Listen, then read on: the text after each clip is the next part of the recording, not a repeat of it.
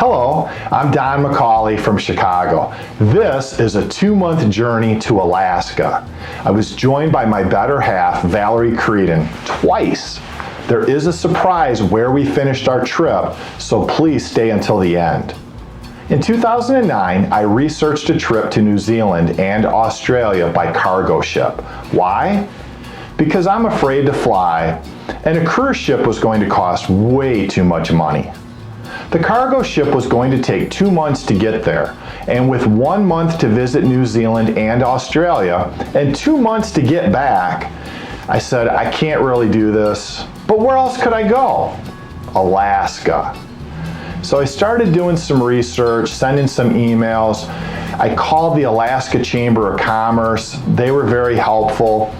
And a glacier trek and guide company really put everything in motion. I asked if I could rent a vehicle and get in and out of there, and they said, no, just contact these two guys. Here's their email addresses. They've already committed to the trip, and they'd be at the meetup spot.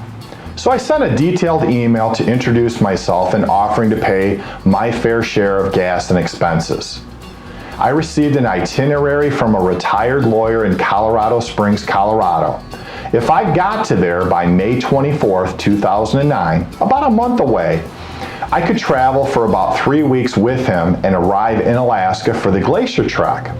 We would be showering every third day, remote camping on public and private land, hiking, stopping at museums, a dam, national parks, and much more. A University of Alaska Fairbanks business professor and his adult son would let me ride back to Fairbanks with them. I had some pieces to the puzzle, and it eventually grew to a 2-month expedition.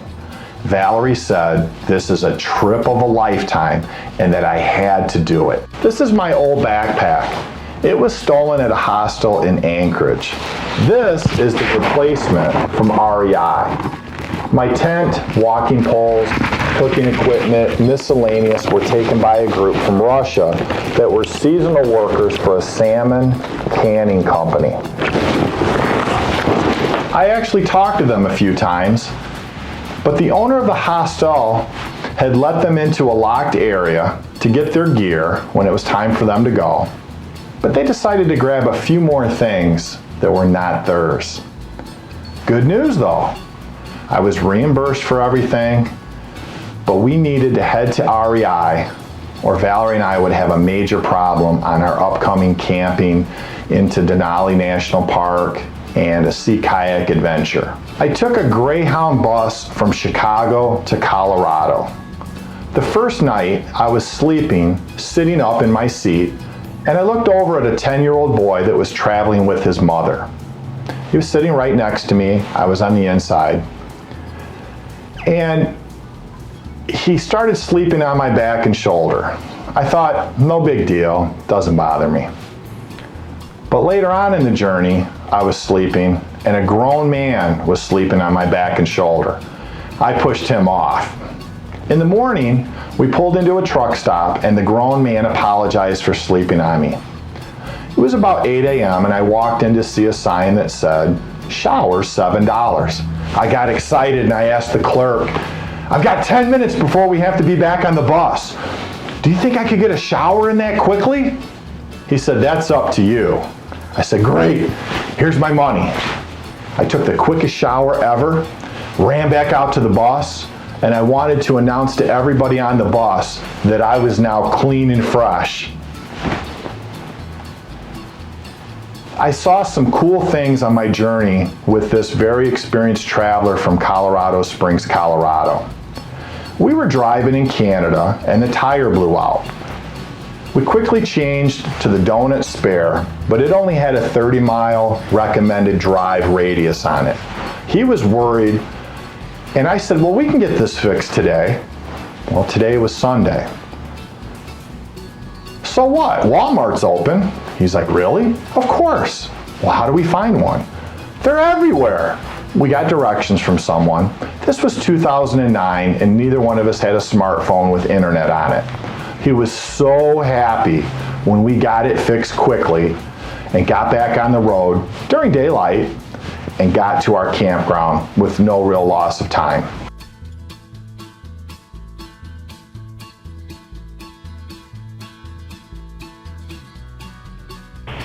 This loud waterfall was in a remote area we camped at by ourselves. We always stopped at ranger stations to get advice. In this case, we were told about an avalanche and that only one other person was out there camping.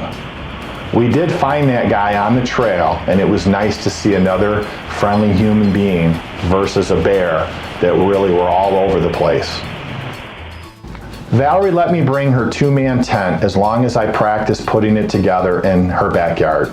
After one time of putting it together, I said, "I got it. No need to do this again." She said, "I don't think that's a good idea." So we started to set it up in Canada with my travel buddy, and after 45 minutes of frustration, I was ready to give up. Then I reassessed and realized we were trying to assemble the rain fly. Felt like an idiot. That part of the tent was not needed unless it rained. After we laughed at ourselves and got it put up, I called Valerie on a payphone. I should have practiced it one more time.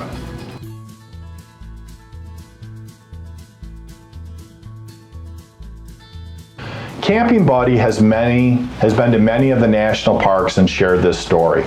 It was cold and I was with friends camping in an area known to have homeless people sleeping in unlocked vehicles. I had a Jeep at the time with a soft top. At 2 a.m., my horn woke me up and everybody with me, and it just stayed on. I angrily marched to my Jeep and yanked the door open, put my hands in to grab the homeless guy that is leaning into my horn, and I grab a handful of fur. I slammed the door and I ran around the other side to open up that door and let the bear out. He had fallen in through the soft top and was on top of the steering wheel and didn't know what to do.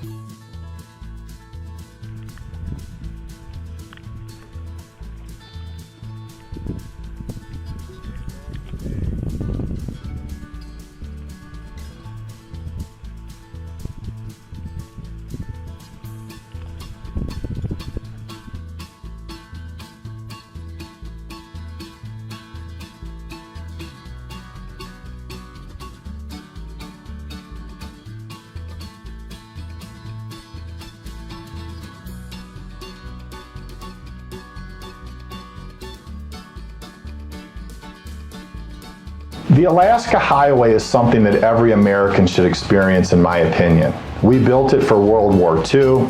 There's great information out there about how we worked with Canada to make it come to fruition. I think you should look it up, and there's got to be a documentary that would give you some good info. This lady was killed by a bear. Her husband was able to run away to get help, but was too late in getting back before the bear ate her. We got yelled at by a Canadian fire marshal. We were out in the ashes and soot taking pictures.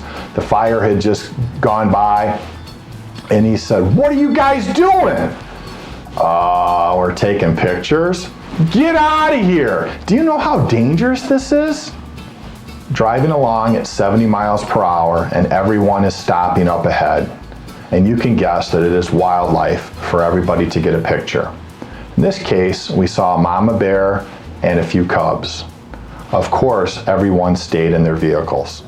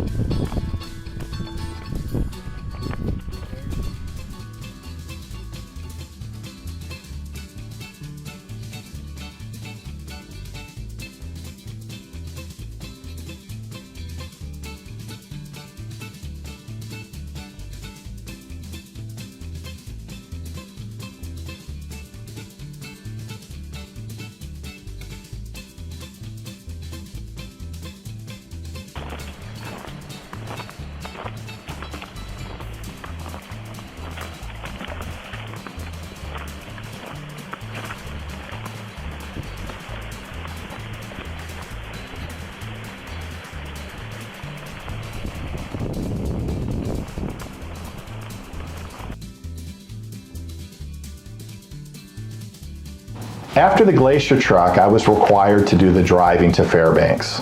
The professor of business slept in the back seat. His son and I talked for several hours, and I had one instruction: drive down the middle of the road. It never got dark out, and I got to pull over once and put my hand on the warm Alaskan pipeline. It ran along the road for most of the drive. Golfing in Alaska was interesting, as some courses are rough, inexpensive, and some are really nice. I golfed 3 different times, and one was like being at Pebble Beach with the ocean next to me. And at that time, I got to see an eagle.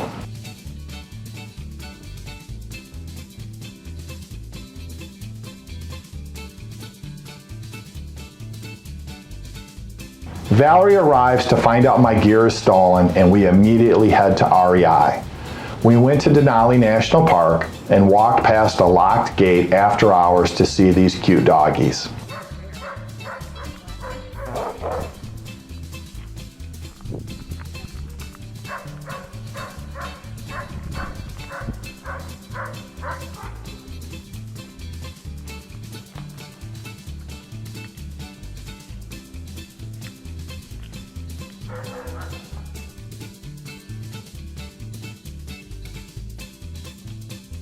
Now I'd like to share some information about First Aid Corporation and being a sales rep for them. I started in October 2018 and live in Chicago. There are 85 reps scattered throughout the country, and I manage a handful of them. Since 1974, we sell a variety of products like disposable nitrile gloves. This is our most popular orange nitrile. It's got little grips on it. It's considered a specialty glove. This is a black nitrile. We also sell reusable gloves like this purple tsunami grip and winter ice gripster with breathable back. We have high quality squeegees with double blades. This is a miniature sample. It is the most popular in the 30-inch size, and it comes with a 5-foot handle made of steel. We sell janitorial and maintenance products, safety and personal protective equipment for automotive, truck repair, industrial businesses, government accounts like the National Guard, the General Services Administration, which goes by GSA, and veterans hospitals. Food processors are a growing niche for us, and I enjoy all the ways that I continue to help them with products that we stock and drop ship from 100+ manufacturers that we work with. Here's some candy that I take pride in handing out. My customers appreciate that it is not old, leftover candy from Halloween. I put a nice variety in there. I get this from a family-owned candy wholesaler in Pennsylvania. Girl Scout cookies are also fun to bring into my customers. We're live at Denali National Park and Preserve. Michael Jackson has recently passed away, and Valerie's still in mourning. We're going to come up on her. You might just possibly hear her bear bell jingling. We've scared away all bears. Valerie, are you enjoying yourself out here today? Yes. Well, that's a good thing. All right, we got to get back to work. Say goodbye. Bye. This video is copyrighted by Don McCauley for YouTube and his website only. All rights reserved. This is Don's famous 360-degree photo in Alaska, Kenai Peninsula. Valerie doing what she does best, organization. We'll check out the rest of the 360-degree view. Check it out. There she is again. Maybe this will be a 720 degree. Depends on how much energy we have in the camera. There's our fancy rental car. There's our fancy dishwasher. Oh, it's Valerie again. Oh! We took a 93-mile school bus tour through the middle of Denali National Park. It ended at a place for lunch, and when lunch was over, we panned for gold. We made enough money on the gold we found to buy ATVs.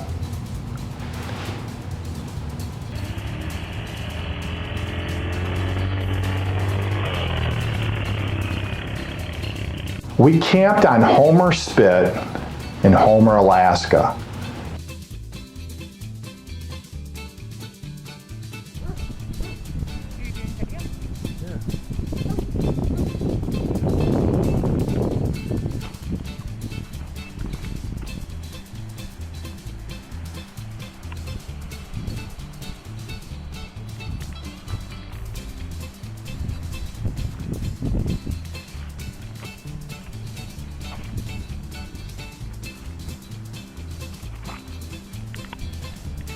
Next day, we did a 4-day sea kayak adventure. It was scary at several times. We were going through a rocky water, bubbling, boiling water, cold water, ocean, jellyfish were in there. Valerie said, paddle as hard and as fast as you can. Kayak adventure day 1.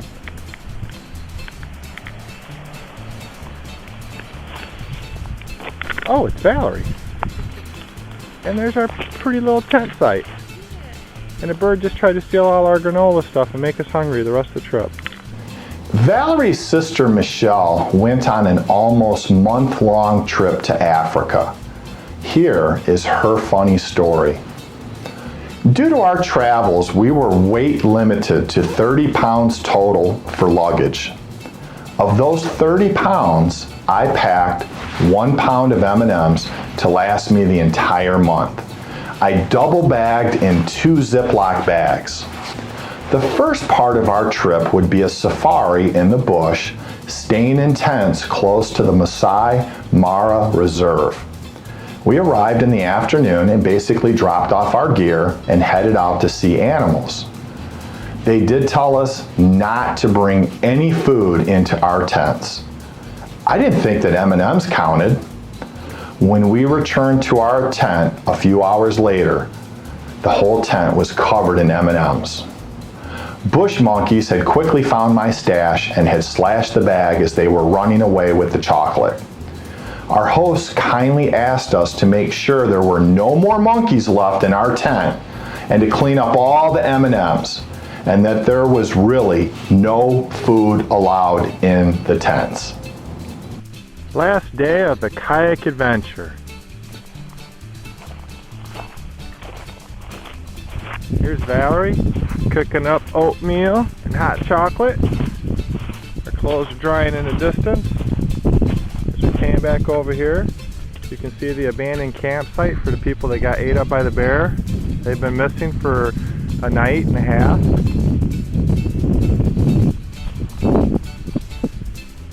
I'll tell you who took those lunches. That damn Sasquatch. Then we had to paddle around looking for a waterfall to fill up our bottles. We had run out and were extremely tired and could not find it. 2 couples greeted us and we explained our problem and could not wait to set up our tent and relax for the night. They wanted privacy, they gave us some water, and kindly asked us to leave. The next day we found a waterfall and we were filling up this purple bottle. I saw a small fish land in the bottle. Valerie poured the fish out, then she put iodine pills in to make the water safe to drink. I wanted nothing to do with that bottle, knowing it contained a fish at one point.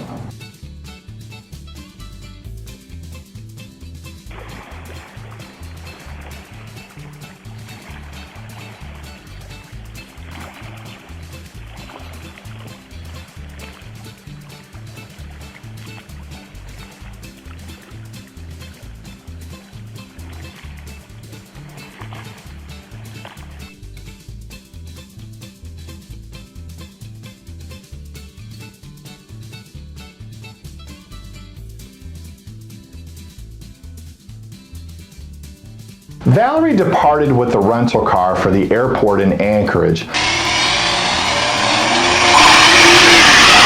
and I stayed in a hostel to await my cruise ship the next day.